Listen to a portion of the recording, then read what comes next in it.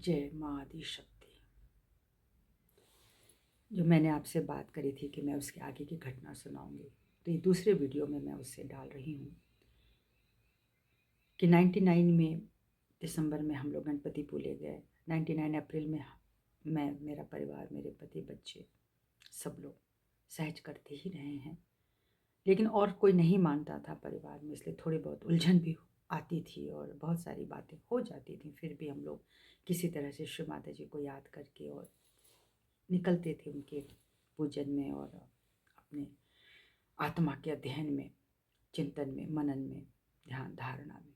तो 2001 में मैं गणपतिपुले नहीं जा पाई थी। 2000 में मैं गणपतिपुले नहीं जा पाई थी, लेकिन वहाँ से मुझे एक सहजी बहन ने कॉल किया कि मीरा दीदी, अब आप इलाहाबाद के कोऑर्डिनेटर चुने गए हो। मुझे तो विश्वास ही नहीं हुआ। बस इतना मुझे पता था कि जो हमारे उस समय केंद्र के पर्यवेक्षक थे वो थोड़ा सही नहीं बैठ रहा था। कुछ चीज़ें जो थीं वो लोगों को पसंद नहीं आ रही थी। जो भी है, मैं वहाँ नहीं जाना चाहती हूँ। बस इतना जानती हूँ। जब मेरे पास फ़ोन आया तो मैंने कहा कि अरे ऐसे कैसे, तो पता चला कि नहीं, कुछ नाम गए थे और श्री माता जी ने एक लाल पेन से अ, मीरा राय के नाम पे घेरा लगाया।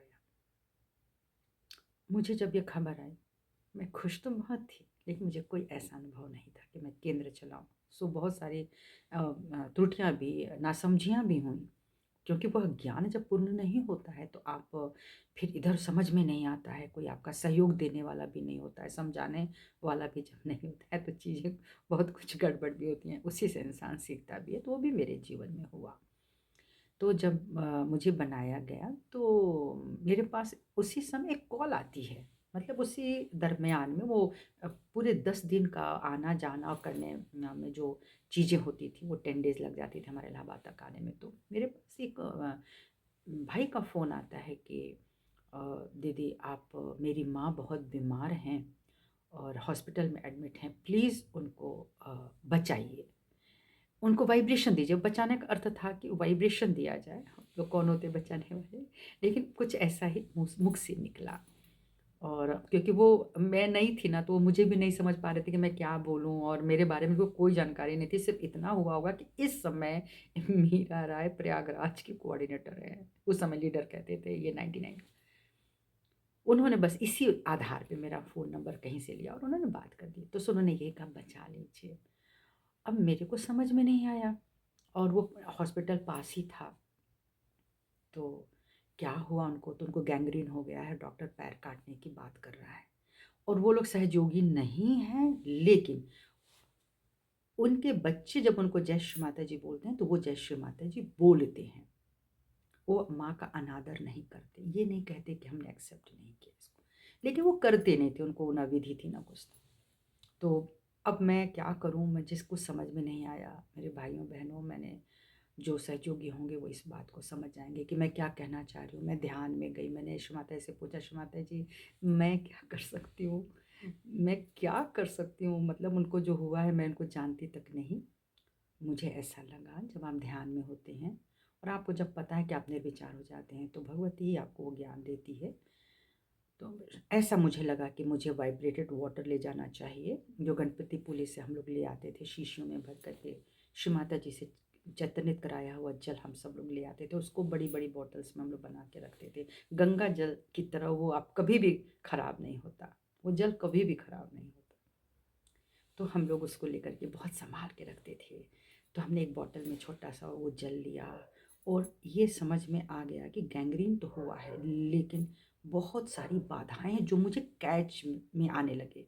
बायाँ स्वादिष्ठान भी चले, दाहिना स्वादिष्ठान भी चले, बहुत सारी चीज़ें मुझे आने लगी समझ में कि हम ये कर सकते हैं। तो जल तो था ही और पैर तो सड़ ही रहा था उनका।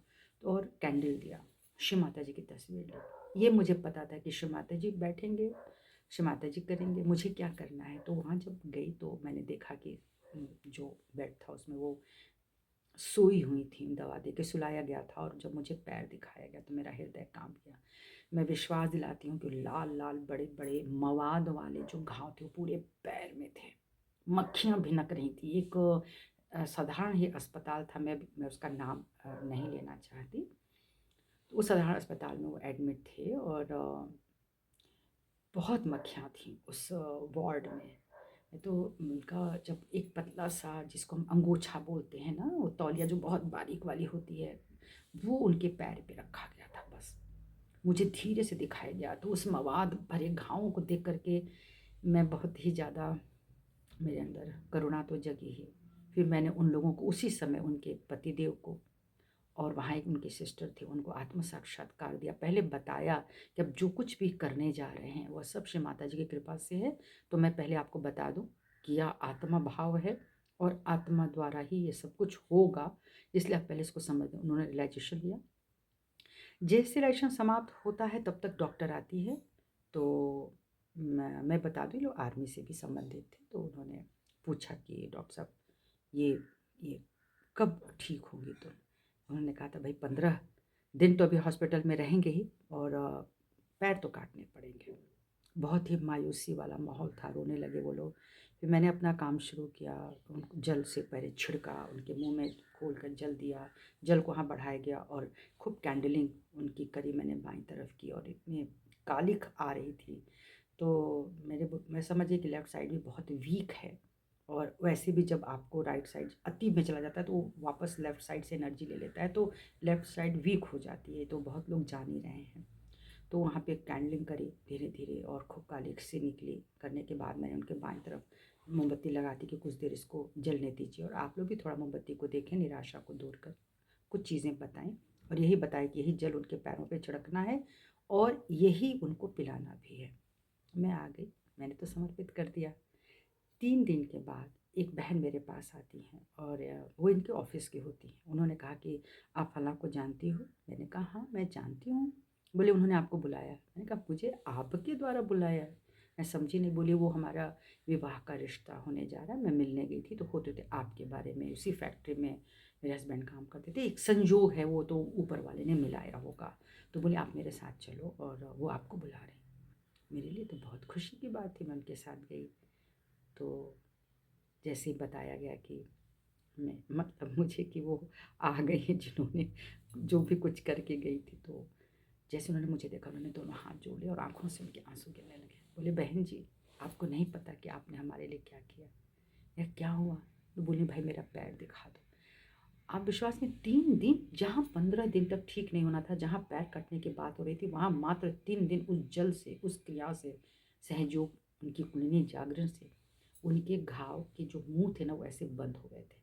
लाल-लाल जो खुला हुआ घाव था, कटा-पीटा जैसा मवाद वाला, वो सारा मुँह सूख-सूख कर के मुँह बंद गया था। आप विश्वास नहीं करेंगे कि मेरे लिए ही वो इतना आश्चर्यजनक था, और दूसरों को मैं क्या कहूँ। मैंने भगवती को मन ही मन प्रणाम किया और 15 दिन के अंदर वो अपने घर आ गई। अपने घर आ गए, तब उन्होंने मुझे फ़ोन किया कि मुझे केंद्र पर आना है, माँ के दर्शन करने हैं, लेकिन मैं कैसे आऊँ? मेरे तो पैरों के तलों में भी पूरे घाव भरे हुए हैं, लेकिन मुझे आना है मैडम, मुझे आना ही है। तो उनकी ये चीज़ सोच के मैं समझिए कि श्री माता जी ने उनको स्वीकार किया है। तो मैंने बोला कि आप एक रुई का बंडल बना लें दवाओं के साथ, उसको निकल, और ऐसा शूज़ पहन के बड़े उसका आप आएँ और धीरे से आप आके बैठ, शूज़ उतारिएगा मत, आप बैठे रहिएगा, श्री माता जी सब जानते हैं।